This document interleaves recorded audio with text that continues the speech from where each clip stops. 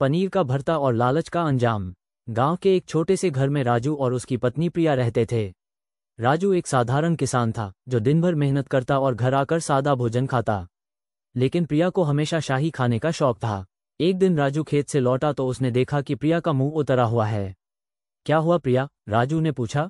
कुछ नहीं, बस वही रोज की दाल रोटी खाकर अब मन ऊब गया है, प्रिया ने झुंझलाते हुए कहा। राजू मुस्कुराया और बोला, तो आज कुछ खास बनाते हैं, पनीर का भरता। प्रिया की आंखें चमक उठी, लेकिन जैसे ही उसने देखा कि राजू साधारण मसालों से भरता बना रहा है, उसका उत्साह ठंडा पड़ गया। अरे, इसमें काजू बादाम डालो, थोड़ा महंगा घी भी डालो, तभी असली स्वाद आएगा, प्रिया ने कहा। प्रिया, असली स्वाद तो प्यार और मेहनत से आता है, महंगे मसालों से नहीं, राजू ने जवाब दिया। प्रिया को उसकी बात समझ नहीं आई। वो सोचती रही कि अगर अमीर लोगों की तरह शाही खाना खाए बिना जिंदगी बितानी पड़ी तो उसका क्या होगा। लालच का अंजाम। अगले दिन गांव में एक मेला लगा। वहां प्रिया की मुलाकात उसकी बचपन की सहेली सीमा से हुई। सीमा अमीर घर की बहू थी और हमेशा महंगे कपड़े पहनती थी। अरे प्रिया, कैसी हो? क्या हाल है? सीमा ने मुस्कुराकर पूछा। ठीक हूं, लेकिन खाने पीने में मन नहीं लगता, रोज वही सादा खाना, प्रिया ने दुख जताया। सीमा ने ठहाका लगाया और कहा, अरे, जब तक हाथ में पैसा हो तब तक शाही जिंदगी जीनी चाहिए। मैं तो रोज बादाम पिस्ते वाला खाना खाती हूँ।